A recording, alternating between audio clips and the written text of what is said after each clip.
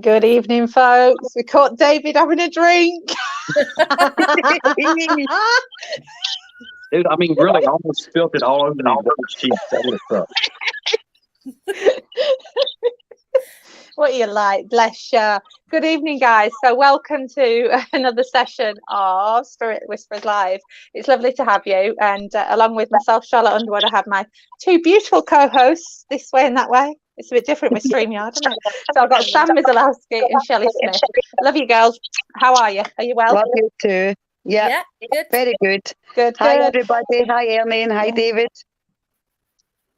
And also, we would like to say a huge thank you to Ernie and David for being here, especially David, because unfortunately we were supposed to have George Shoplin, but he couldn't make it. He had to cover at work for somebody that's off with COVID. So unfortunately we couldn't have him here. And our beautiful, beautiful David Childers has stood in for us. So thank you so much. Beautiful. Well, thank you, Charlotte. I appreciate that. And I thought I'd big you up a bit, you know. No, seriously, so thank you. So I'm going to hand over to you, Shelley, actually, and we can get going, girl. Right, fantastic. So, Ernie, I'm coming to you, and I do apologise because I know you're finding it a little hard, a little difficult to take in my accent. This Scottish accent is really, really hard, but when you've got a Glasgow accent on top of that, very difficult. So bear with me. I can be a translator if need be. There you go. Charlotte is my translator. It's great. So I want to talk to you about your book. Okay. Right, and because I'm quite interested in actually buying that book. You know, because I read a couple of your reviews. Uh-huh. I was Googling it, and I actually downloaded the sample. Okay. And one of the reviews was, I couldn't believe you went through what you went through to get to where you are now. Mm-hmm. So I was quite intrigued about your book. So can you tell me, without giving too much away, can you tell me a little bit about your book, when you started writing the book, and how you came to actually beginning to write the book? Sure. Can you guys hear me okay? Yep. Yeah. Okay, because I'm trying to keep the speakers so it doesn't echo. I'm currently working right now on my second book. Oh, good.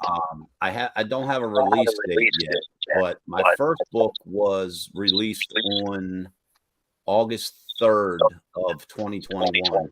Mm-hmm. It took me, I guess, about 2 years to write, because there were certain points where I would stop writing for a few weeks, and and then like the moment would strike me and I would come back to it.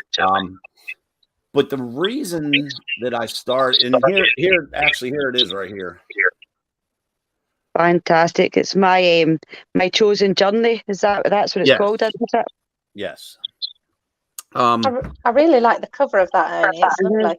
Let me tell you, I'm going to get off course for a minute. I have a habit of doing this.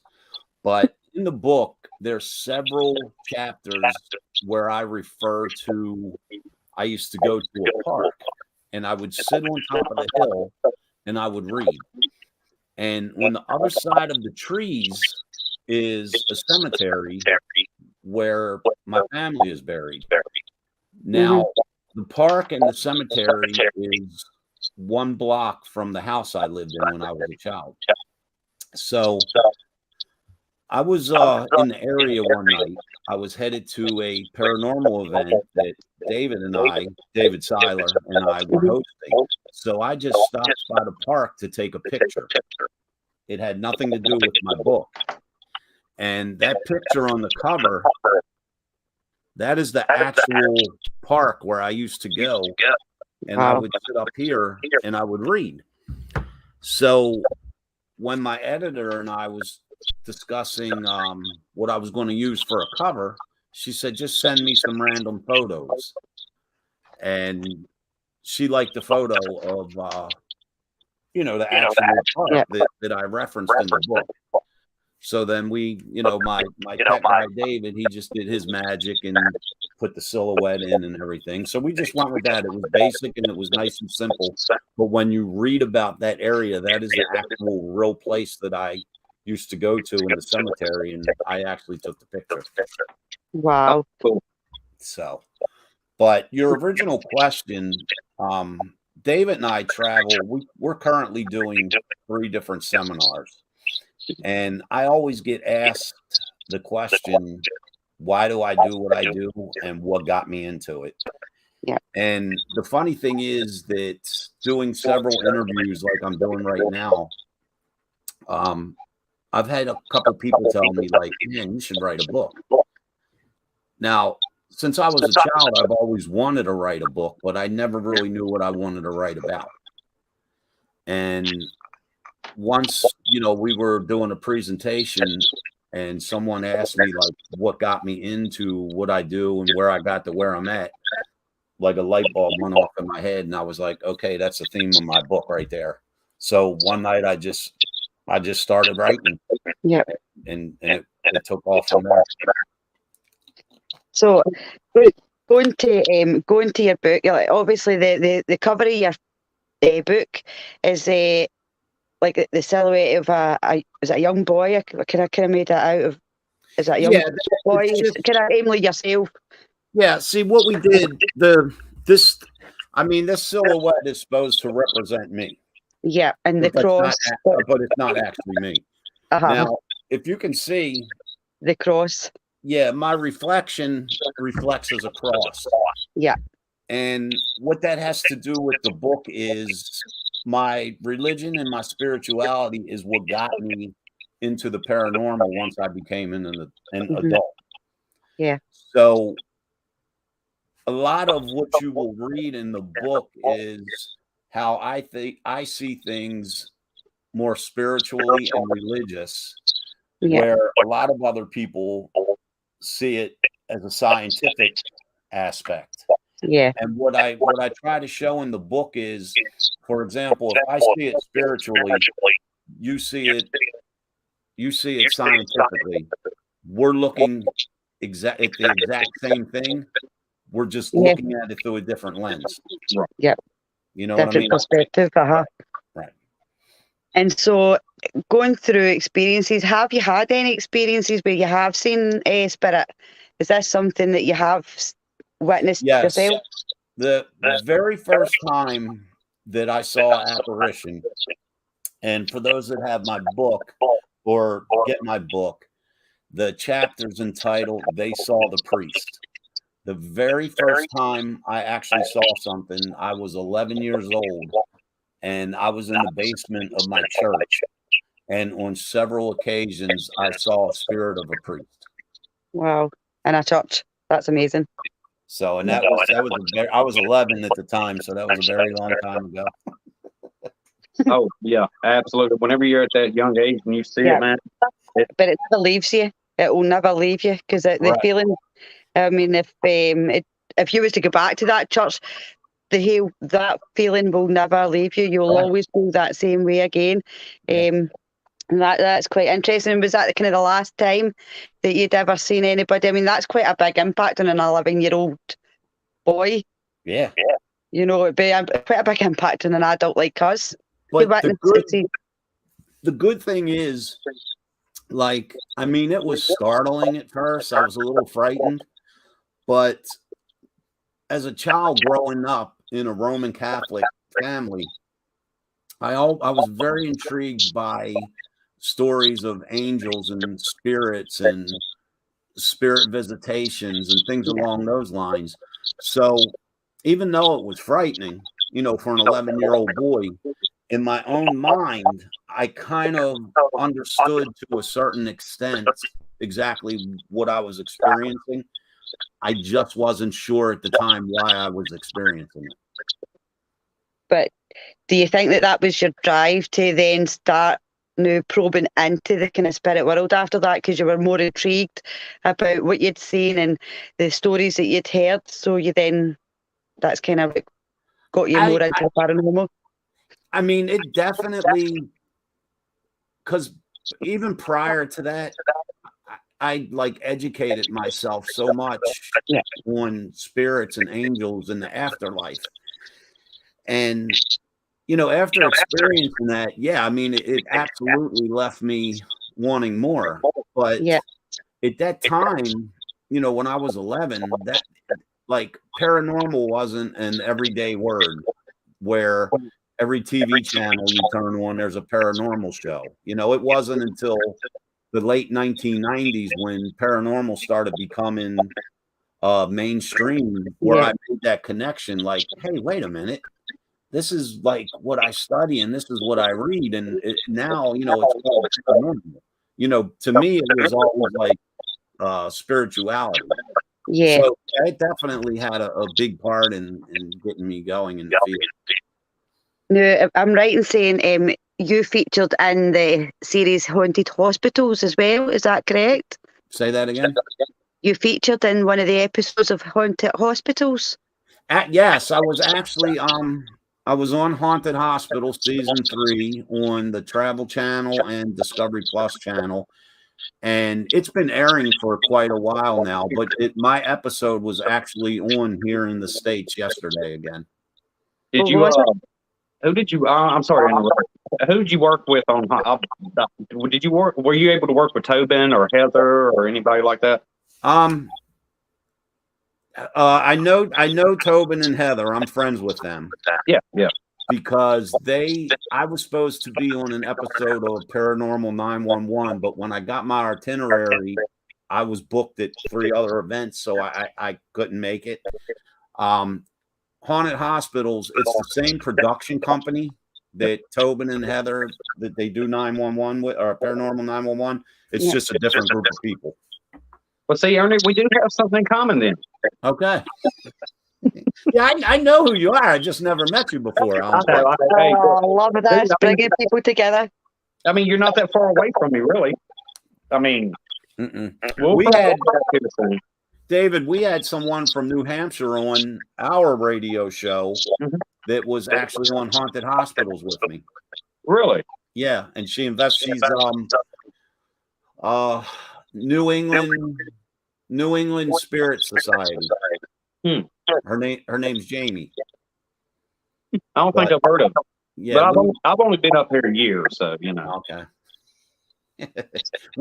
Hey, what? Real quick, David. Why I got you? How far are you from Rochester? I live in Jaffrey, so Rochester probably about an hour and 30 minutes, maybe. All right, because we're one of the special guests at the Rochester Parafest, and we'll be leaving not just Thursday coming, but next Thursday to go up Rochester from Thursday to Sunday for the Parafest. Oh, nice. Hey, yeah, shoot me the information.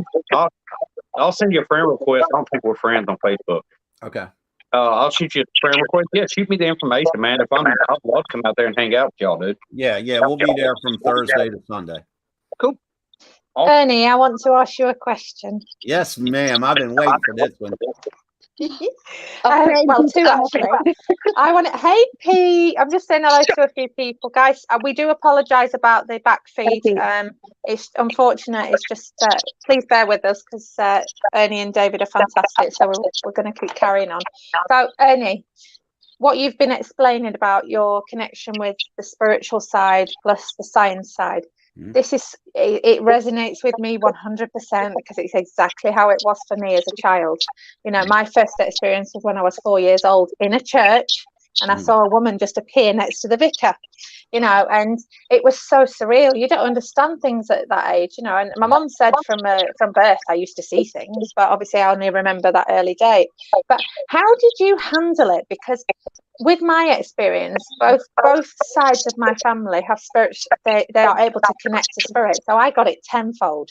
But how did you cope with spirit coming to you in that way?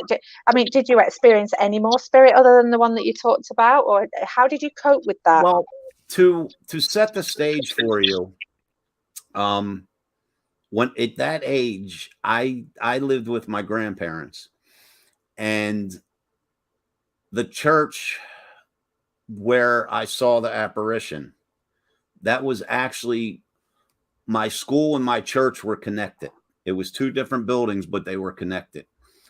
And my grandfather was retired, so he took a job at our church as the he was a supervisor, like for the maintenance people, which it wasn't a lot because it was a small church and private school. Now, we used to go in the church. Beneath the church, there was a big hall. And on Friday nights, they would have bingo. And I would go with my grandfather when bingo was over at 11 p.m. at night, and we would clean the hall. So the way this occurred was I was down in the hall, and he was shutting all the lights out, and he would go up to the church and make sure all the doors were locked and all that stuff. So I actually saw the apparition when I was down in that hall alone, waiting for my grandfather to come back down.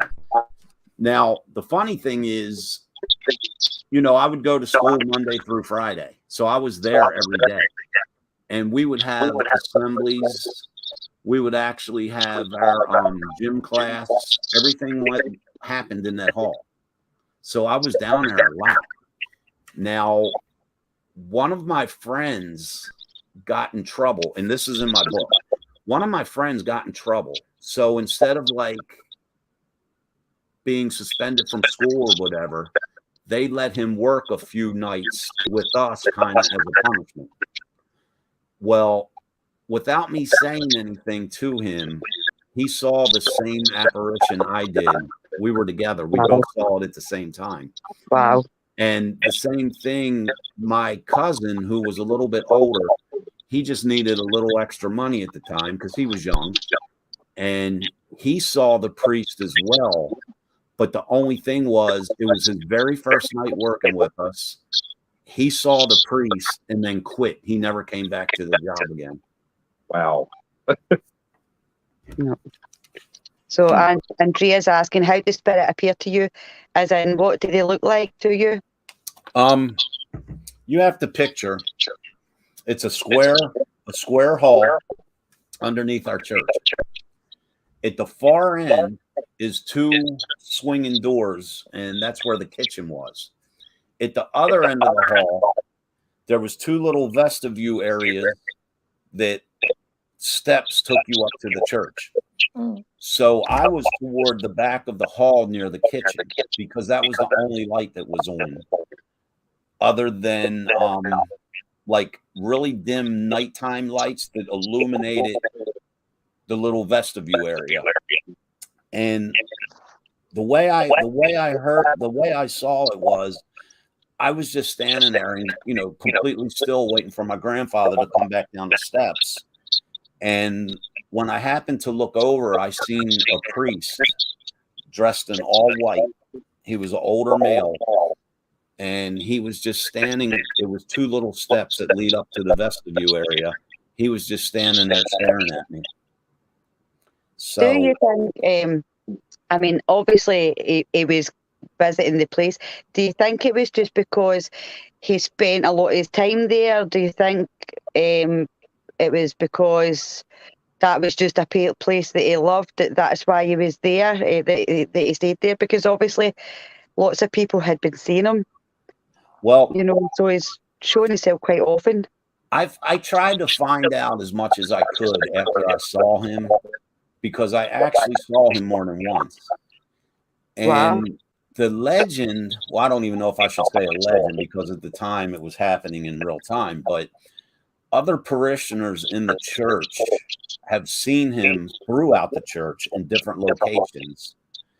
And they came to the conclusion that he must have been a resident priest there like many years ago. And he used to like to just come back and watch over the church or make sure everything's okay. Yep. So that's kind of what we believed that it was. All right. Okay. There's a question down here for you, Ernie, and it's so it's Brenda Dean, who's actually a medium herself. She's fantastic, and I love her to bits. So, do you feel that teenagers collectively create a suitable vibration for the manifestation of spirit in physical form?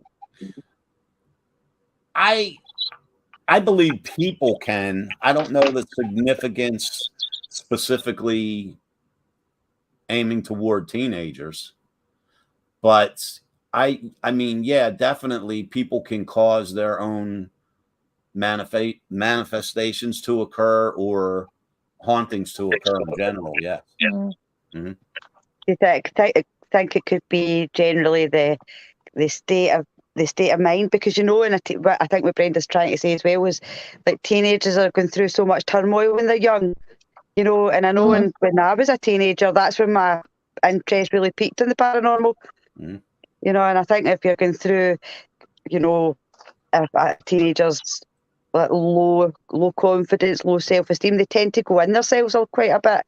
And I think when you go within yourself, that's when you find the light and you start to kind of develop these kind of senses. I'm pretty sure that's right. For myself, that was a thing.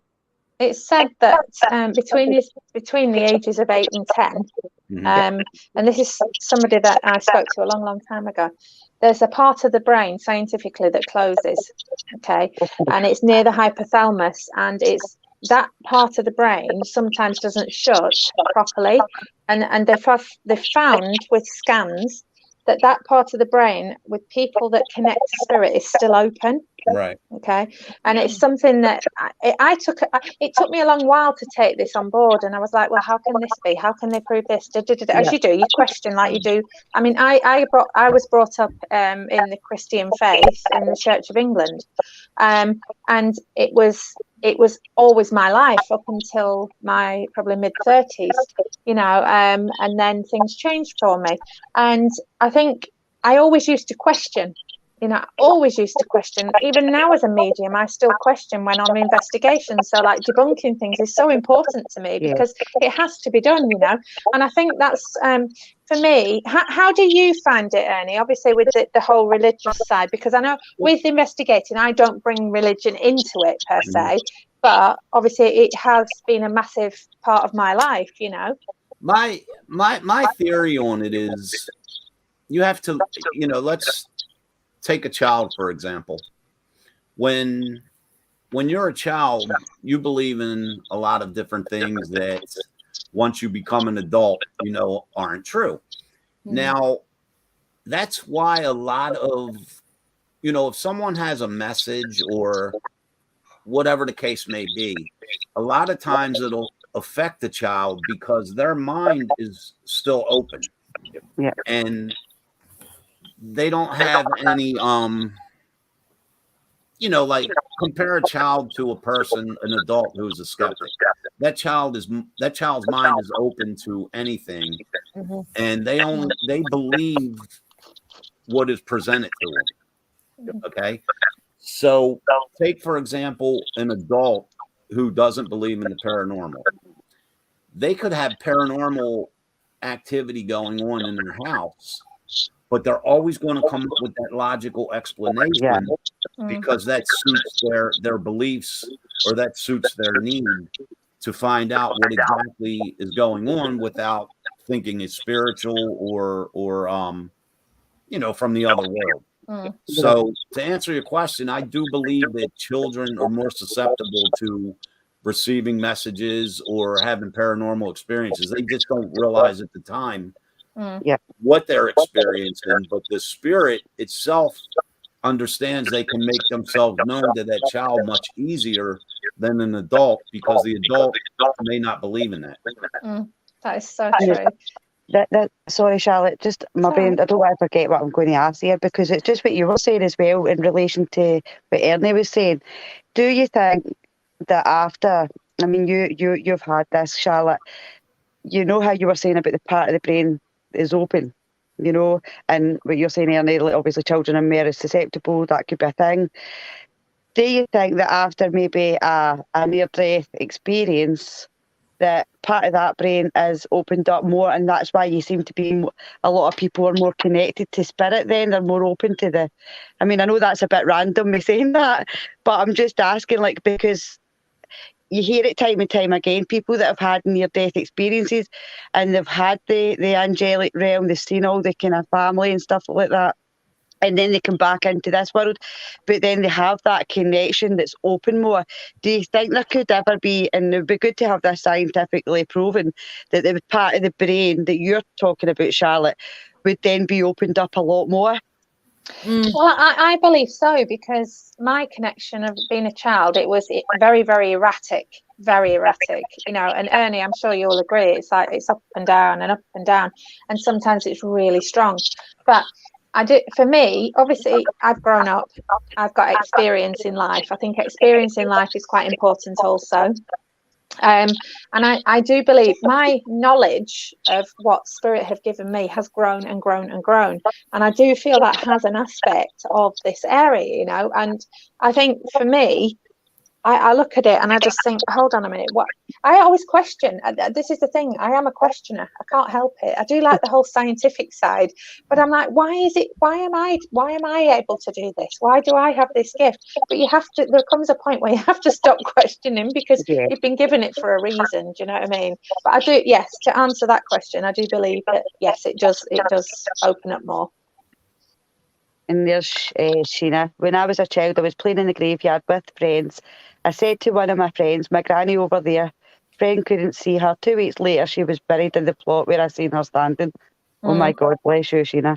Yeah, I just want to put this up for Jojo as well, because she's a lovely friend of mine and David's. What if they're talking about children? What if they do realise what they are experiencing? I think it depends. And I think you guys will agree with me. Hopefully I make sense. Sometimes when I say things, it makes sense to me, and everybody else is like, what the hell is he talking about? But I think based on the child's age, how many videos have you seen on TV or surveillance videos where a young child is in a crib and they're interacting with someone? Yeah. You know, if you have a child that is still like in a crib or whatever, you know, they may see that spirit or they may hear that spirit.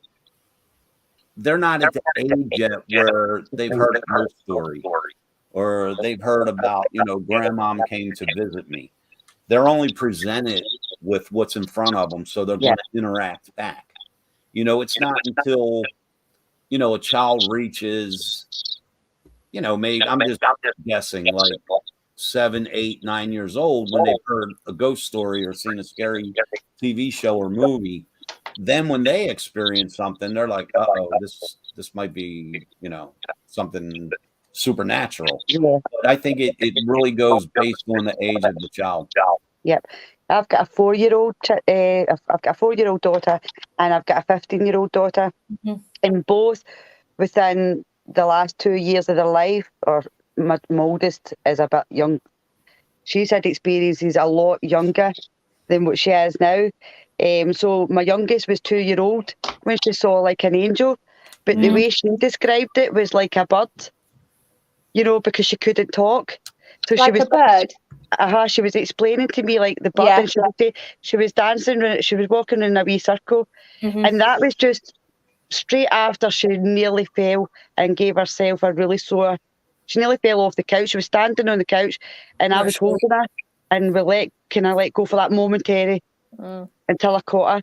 And just after that, she looked up in the ceiling. There was nothing there, and she made the sound of a bird, and she made her hand signals, and she was going round about. So she told me in her own way what she saw was something with wings going round in a wee circle in the corner of my ceiling. But that was a lovely experience. But she's also seen an experience in the back of my car. She's been in the back of my car and she's been terrified because she's seen a spirit in the back of my car. No, I never seen her. I never seen what was in the back of my car, but my daughter now tells me it was a lady with a hat on. You know, so I don't believe it was a negative spirit, but my daughter couldn't process it. She wouldn't go in the car. No. So I think you've got to remember, Shelley, with these energies, you know, this grown adult woman coming and actually connecting to a 4-year-old child. the psyche's not the same for starters, so the energy level is different, you know, and that's why some children can't take that. But that when you were saying about the bird, that is one of the first ports of call that spirit will make to people to connect, and it literally goes like in your ear, and it's like a hummingbird's wings. That was the noise she was making. That was the noise she made. Charlotte, I've got it on video somewhere because I was absolutely shocked. I had the phone with me anyway, so I literally just clicked it and that's the kind of noise she was making. That's the noise she made. And that's how we knew it was a bird, because that's how she told us if you could see a bird. And it was just a very magical experience for me, because it was just my daughter and myself. I don't think she had got to 2 years old, because she couldn't talk. So yes, Shelley. But my older daughter, she's seen a lot of negative stuff in her room. She's heard footsteps in the loft above, you know, and she's had creepers. She's had horrible. Yeah, she's had horrible dreams. But sorry, Shelley, go on, carry on. No, but the dreams she has, like, we'll go on investigations. Myself and Sam have got our own team called Paranormal Footprints, and we do investigations. But sometimes when we come back for our investigation, my daughter's telling me she's had a dream, and she talks to me about the spirits that we've been interacting with. It's amazing. She's good, and she's 15 years old. So really, I think different ages. I dare say it doesn't really matter what age they are, because the spirit wants to manifest, they're going to manifest.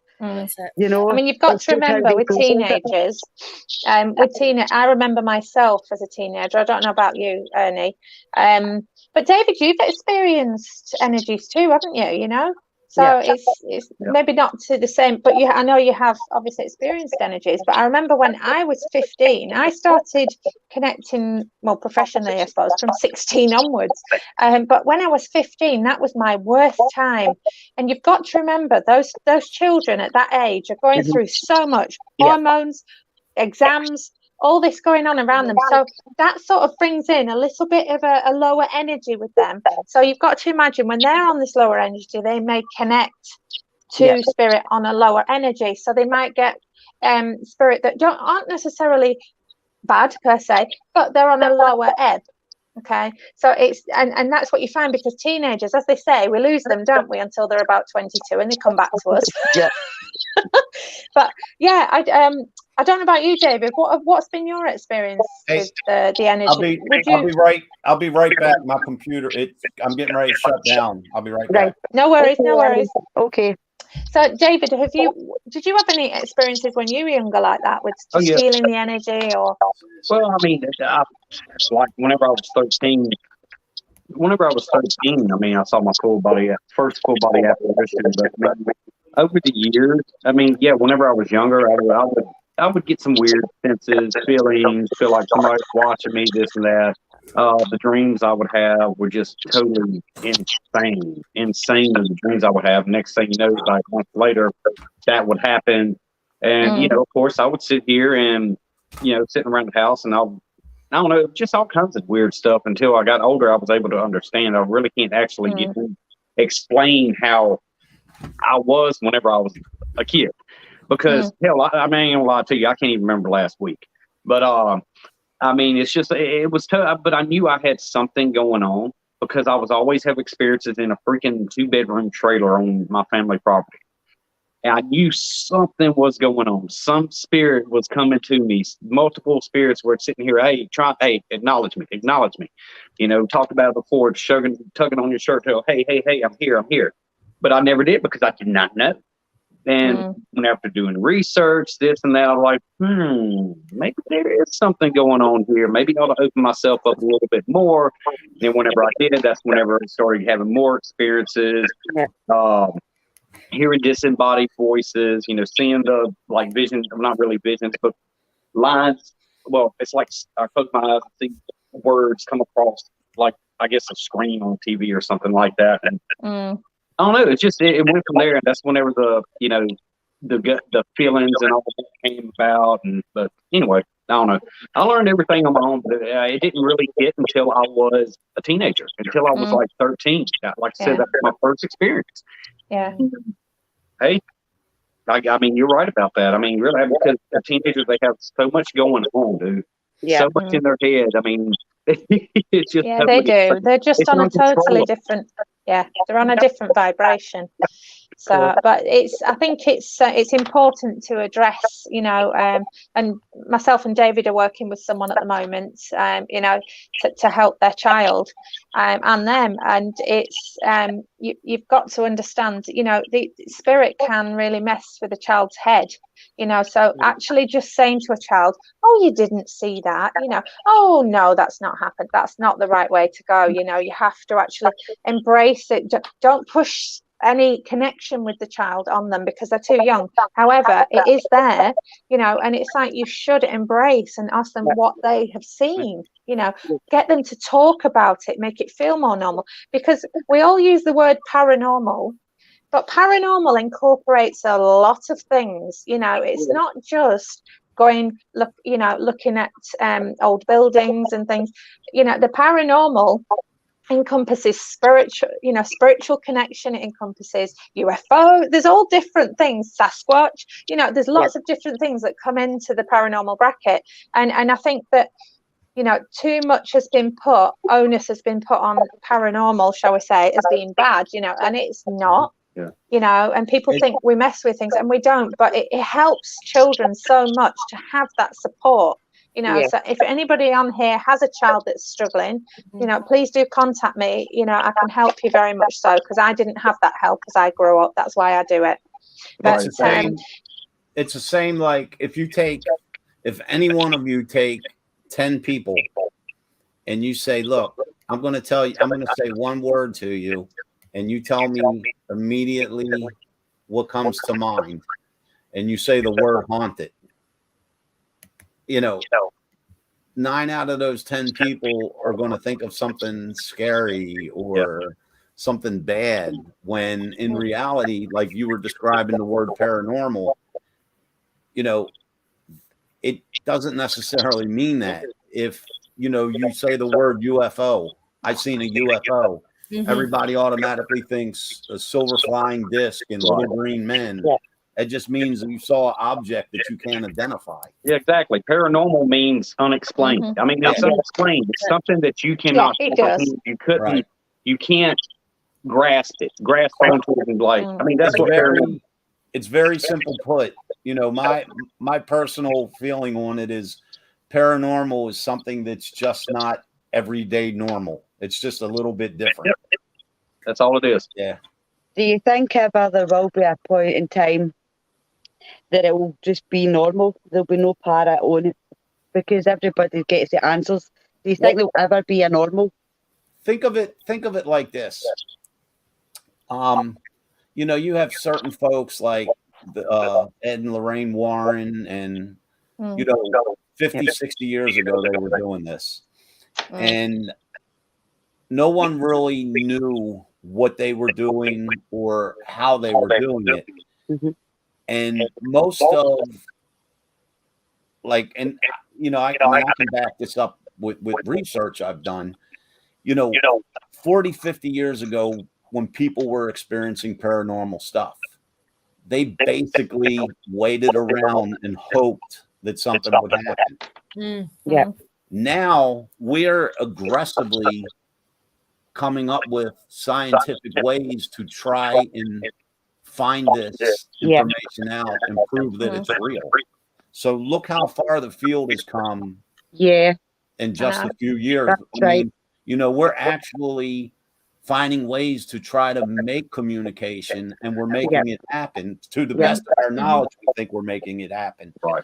So take 50 years from now, who knows how far this field will what I've been watching, actually, what you're saying there is the Curse of Skinwalker Ranch. I've never really been into watching programs about Skinwalker, but this is scientific based. So they're actually they've got this lead scientist, and I'm really bad. Brandon, I forgot his name. Yeah. But he works with space rockets. He works with NASA. He's an author. He's very knowledgeable.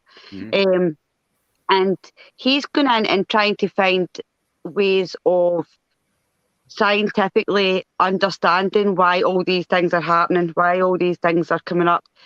But as yet, he's still trying to work out, because he's seen all these things with his own eyes that he can't explain. He's seen all this energy fields that he can't explain, that are absolutely unreal to the human life. You know, it shouldn't happen. So it's really interesting to watch their approach on trying to get the scientific research so that they can get one step closer to figuring out what's actually happening there.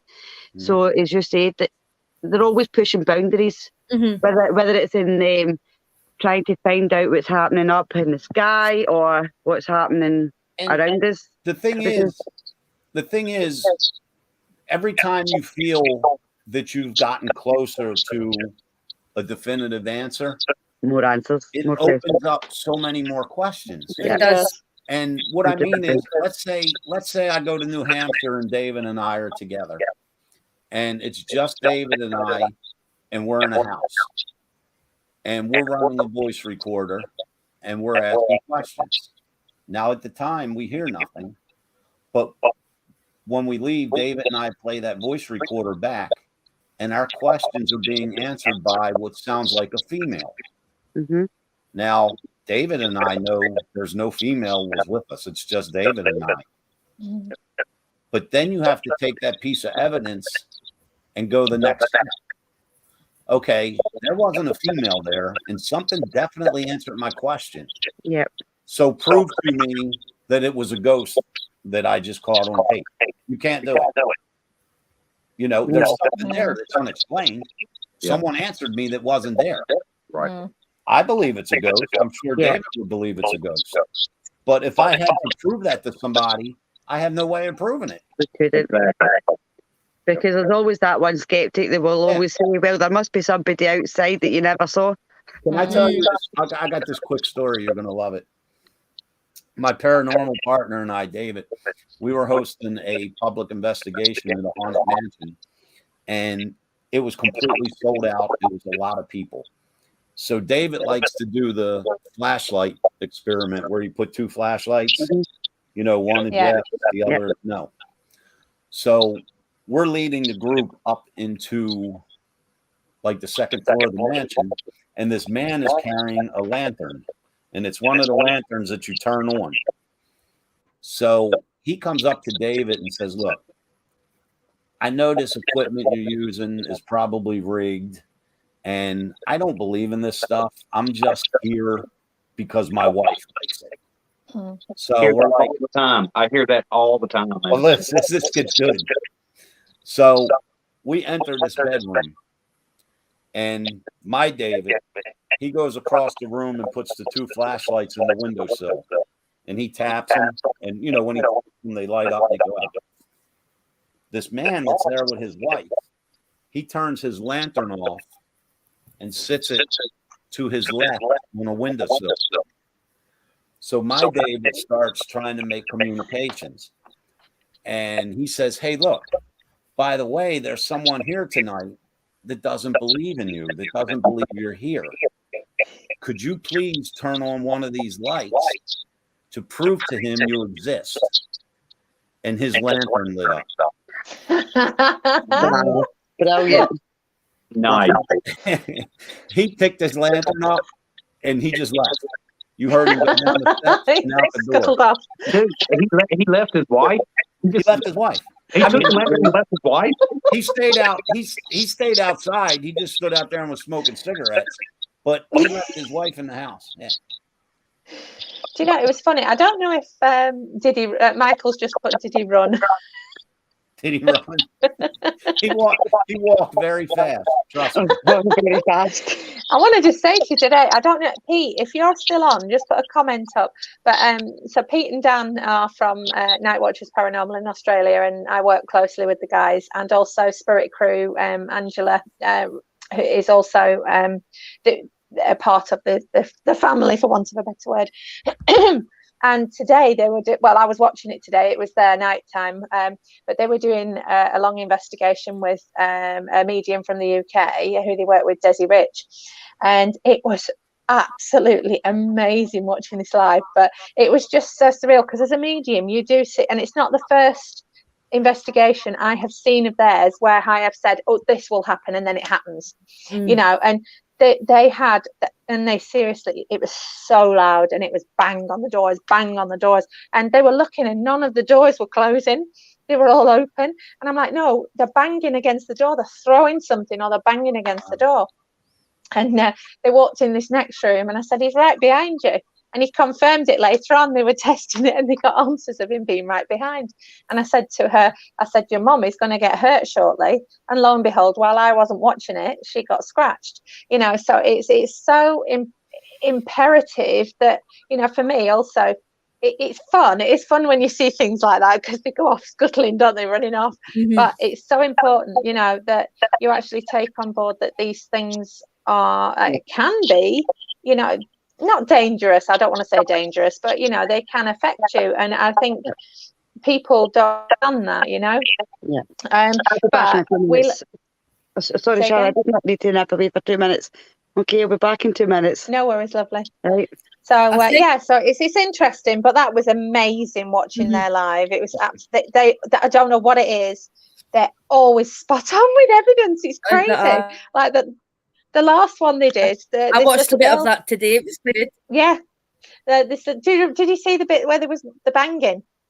And it was really, I never really seen that loud. bit, but I seen a bit when Mark was lying. It was like Australian Paranormal as well. It was like in the hand and like the bit of the bed and thing was all going. It was brilliant. It was really good. Yeah, it was really good. But so anyway, what I want to ask you, Ernie, let's have a look at Sandra. What was that? Sandra, your lovely, lovely dolly, and she's from Waverly Hills. Yes. Yeah. She was. Can you tell us a little bit about her? Yes. In 1948, a man was admitted to Waverly Hills. He was sick. And his only family was I think she was 8 or 9 years old, his daughter, Sandra. And the man eventually succumbed to his illness, and he passed away. So little Sandra, not having any other family, she became a ward of the state, and she lived at Waverly Hills. And the only thing that she had was her doll. The doll, right. Well, eventually the little girl got sick with what we believe was tuberculosis. And she eventually passed away, and they had the doll there. So the doll, which the staff, I believe, named Sandra after the little girl who owned it, they kept the doll there, but then they started experiencing things with the doll.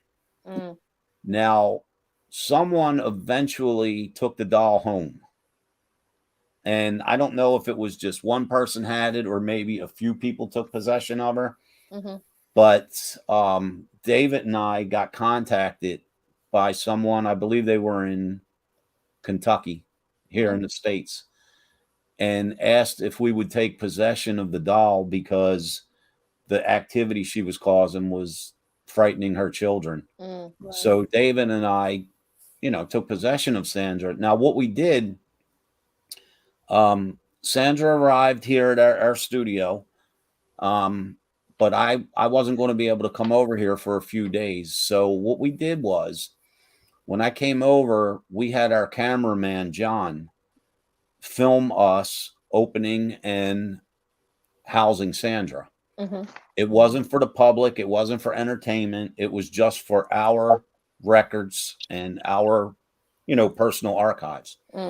Well, the activity was so incredible when we opened her up that after discussing it, we decided to run the 22-minute documentary on our radio podcast, just so everyone could see what happened instead of me just sitting here telling you what happened. So if you go on our YouTube channel, we have the video on there where you can watch it. It's 22 minutes. It's when we received Sandra and opened her up and put her in her case.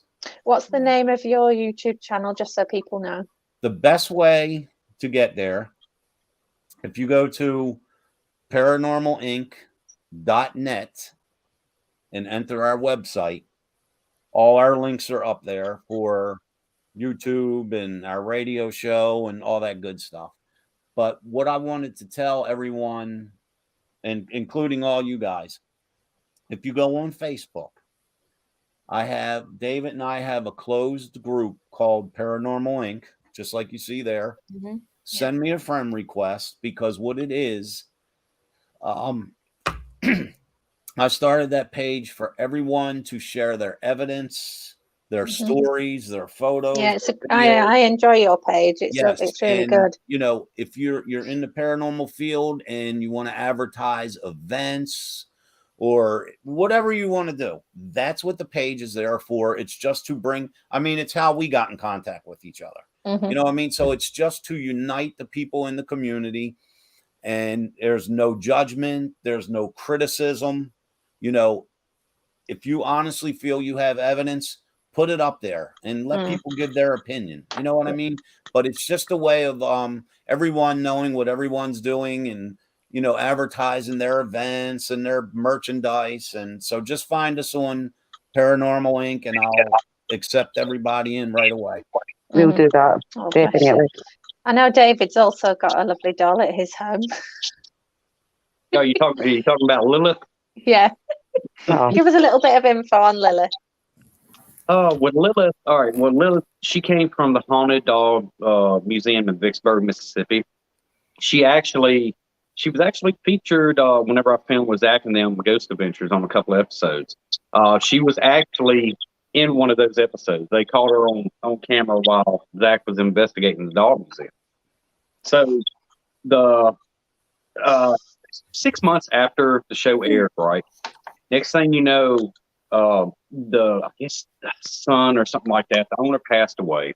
And the son went in there and he just started getting all the dolls. I mean, these dolls from 1800s, 20s, 50s, World War II dolls.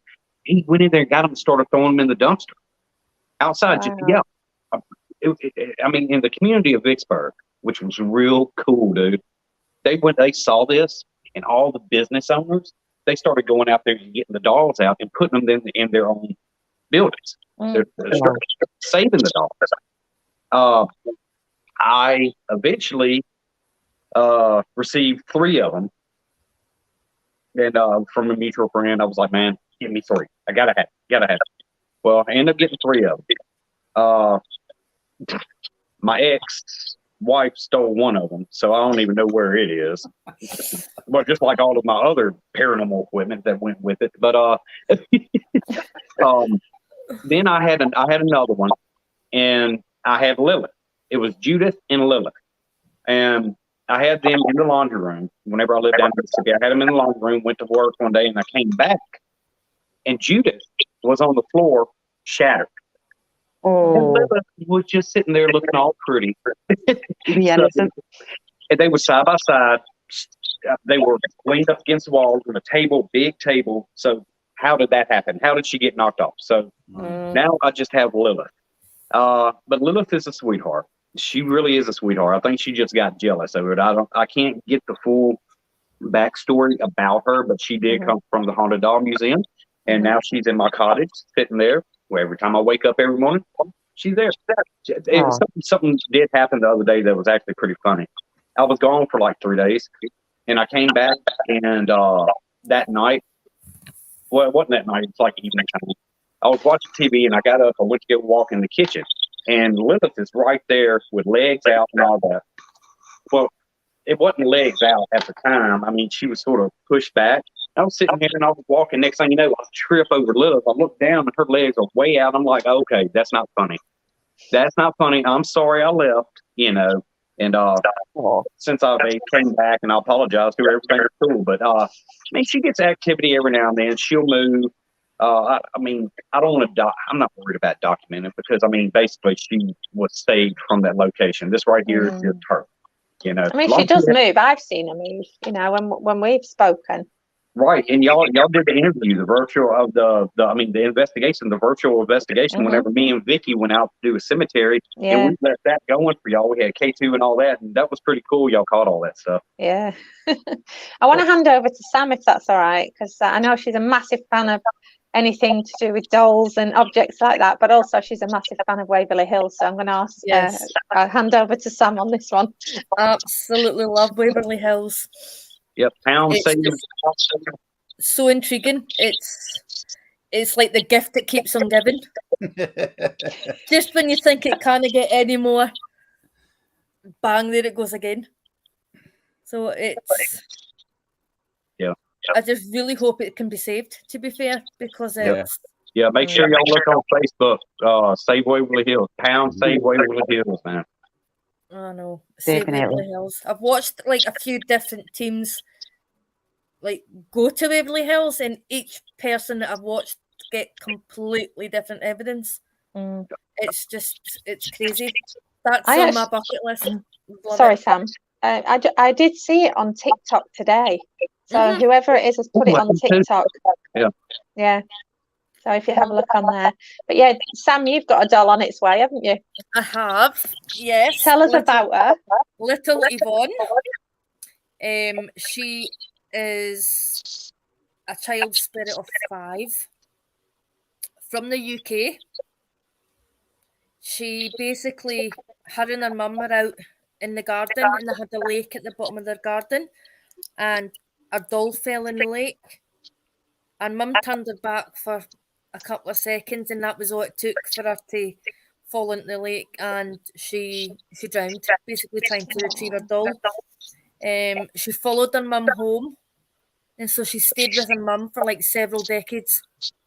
Basically stayed in the house with her mum until the people that I'm getting her from put her into a vessel, basically, so she had a place to like reside and to be adopted and safe, basically. But she's a positive spirit. She lets off really, really bright orbs, pinky reddy coloured orbs. She likes to communicate with the pendulum, and she'll come through and she can talk through her vessel, move through the vessel, but she can also move like small objects, like the cat balls, or like if you put a little sweetie or anything down in front of her, she can move that. If there's a seance, she can manifest, and you can see her spirit. Oh, And you can wow. hear her footsteps, and apparently, so they say that if she wants a cuddle, then she'll just come up and basically jump up next to you. Climb into bed. Soul, basically that's what they said. They said that if she wants a cuddle, she'll just jump into bed next to you and cuddle in. That's what Which they would said. be really, really funny if it jumped into bed with her husband because Dude, I ain't gonna lie to you. If I was sitting here laying in bed and I woke up the next morning and Lil laying beside me, shit got to change. Something's going to change, dude. No, It got real there. It happened. I know, shit got real. do you know what It's I like- love? All these dolls, they're called haunted dolls, but actually a lot of the backstories are really, really lovely. You know, it's a shame. Obviously, these spirits have passed and they've been kind of left Mhm. in the kind of ether, and it's took like people where Sam's got her dolls from to then try and kind of connect the doll to the spirit, just so that they have got something they can cling on to, and then when they get what Sam says adopted, then they've got you know, they've got somewhere they can live. That's And it. I think it's interesting that everybody calls them haunted dolls, so that gives it that idea that they're negative spirits, you know, but a lot of the times they're not. I think it's like they call it a vessel, as you know. So Yeah. it's like it's a place for this energy, this spirit to reside, but it's going to be safe. But the people that I got mine of, they're actually called Supernatural Sisters. It's a group of like 3 like quite advanced like spiritualists and things like that. I was asking questions obviously before like bringing one into the house. I was like, what about this? What does this do? And how do I look after her? I just wanted to make sure that I could look like after her properly, sort of thing. And we're like, just give her a little hello. She likes all things like fairy tale and princesses, so she loves nursery rhymes, but don't play row row row your boat because she doesn't like water, obviously because she drowned and it upsets her. And I was like, well, what happens when I get her home? How do you know that she's going to be suited to me, sort of thing? And they're like, well, we tell them, we give them, we basically speak to them and tell them where they're going, who they're going to be living with. And I says, well, what happens to the spirit? She says, well, we don't just box them up and send them. She says, we actually have a seance, put them onto a sleep state while the doll is delivered, basically. And then once I've got it in the house and it's like opening up, etc., then obviously it can feel like the energy in the house and it like awakens, sort of thing. But they said it was like a sleep state, so then the doll didn't. I'm sorry, I'm just laughing because I'm just remembering the fact that we've not got Mike here, so Mike will not be pulling his clown anytime soon. Oh, sorry, I thought you were thinking of Chris then. Chris Sandals. Sorry, I'm sorry, I'll keep getting mixed up. He's not going to be pulled. I know, bless. He's a clown, I know. But I find it quite nice that they don't just initially like sell to anybody. They'll do the research. They'll get a bit of background about you. They ask you why you want it, etc., and then they tell you. They obviously care a great deal, like for the spirits there. It's important, isn't it? It's good. It's really, really good. So I'm going to bring us to an end this evening, guys, and I am so thankful that Ernie, you were able to join us this evening. But I just would like to ask you and David also, thank you so much to you stepping in. I'd like to you mind this. I'd like you to hand the floor over to you guys, Ernie first, if that's okay, just to let people know where they can find you, Ernie. I know you've said already, but if you can just reiterate it for us. Yes. Easiest way to find us is www.paranormalinc.net right there. And all our information's on there once you go there. But just simply come into Facebook, type in Paranormal Inc. You'll see a picture of David and I, and I'll get you in the closed page and start posting away. We want to see everything. It's such an honor, not just to be on here with you guys, but where this episode's being viewed at. You know what I mean? And that is so cool. And I was so looking forward to this. So we would love to see everything that's going on over there on your side of the world. So please, everybody stay in contact, stay in communication, and let's build the paranormal family even bigger than it already is. Perfect. Thank you very much. And David, how about yourself? David. Just, I mean, man, come on, just go to It's Haunted Network and look up all the amazing, shows on there, this and that, and all the amazing guests that are going to be on there in the future. We got actually Totally Weird and Twisted podcast coming on there. They're brand new at it, amazing people. But they look like fun girls, they do. Oh my God, they are. And I mean, have you actually sit here and looked at the name? Say again. The name of their show?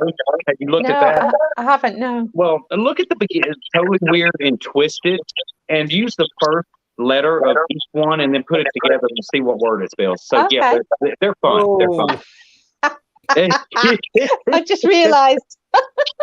They're amazing. They are so amazing. Other than that, Sleepy Hollow Paracon's coming up October 22nd. We will be there. Oh, good. Yes, we will be there. I will be too. October. Yep. It's going to be great, man. Sleepy Hollow Paracon, Chris has got that going on. Yes. It's going to be amazing. I mean, who doesn't want to go to Sleepy Hollow, dude? I mean, I know. And is it right? It's only 2 hours out of New York. Is that correct? It's upstate New York. Mm-hmm. Yeah. Also, they got USS Salem's coming up, I think May 22nd. I don't know. USS Salem Para Expo. That's coming up. Be out there, guest speaker, this and that. JoJo. Me and JoJo are going to come together. So, I mean, that's basically about it. We got the Shanley Hotel coming up with April Bissett. I always butcher her name. The Haunted Housewife from New Jersey. We got Mandy and Katie from Totally Weird and Twisted. They're going to be investigating with us too. And we also got FKT's Haunted Mansion coming up. That's going to be a live feed on his Haunted Network as well. So yes, that's basically about it in a nutshell. April will be with us. April will be with us in Rochester in 2 weeks. Yeah, I believe she's on our other the other network we're on, a Parapost. Yeah. So yeah, I know she's on there. I've seen her work on there. So there she is. This is Angela Accardi, who I was talking about before. She's from Spirit Crew Australia, and I've got to say, I was absolutely loving that live, and I was right. I knew something was going to happen to you, Mum, and I did say it. I know poor Anne, she couldn't, she was just, obviously it was other people running the actual live itself. Well, they were, but there was commentators, as I call it, a host, but she couldn't see the comments at the time. And so, yeah, it was such a good live, and the bangs and things. And I love your team. You're great. I can't wait to come out and work with you guys. Right, guys, so we're going to love you and leave you for this evening. And oh, look, Chris is just coming in at the end. Oh, typical Chris, late to the show. Better late than never, eh, Chris? Guys, Chris is David's co-founder of It's Haunted Network, Chris Sanders, and he's amazing. He's a psychic medium himself, and he's really good at what he does with the paranormal and investigations. So have a look at his page too, guys. Thanks once again, Ernie. Thank you, David. Thank you for Chris, though. I'm sorry, but if you watch it close enough, me and Chris have a bromance together, so y'all got to keep. Oh yes, they do. Keep an eye on that. Keep an eye on that. It's absolutely funny. Chris, I will see you in 2 weeks in Rochester. Fantastic. I love how this kind of brings everybody together as well. Do you know, it's fantastic. And that's what's important, because we are all one. We're all trying to do the same thing, and be there for spirit and be there for each other. So I think this is amazing. So thank you, guys. Thank you so much. Love you guys. In America, it's great. All right, take care, guys. Thank you. Good night. Bye. Good night.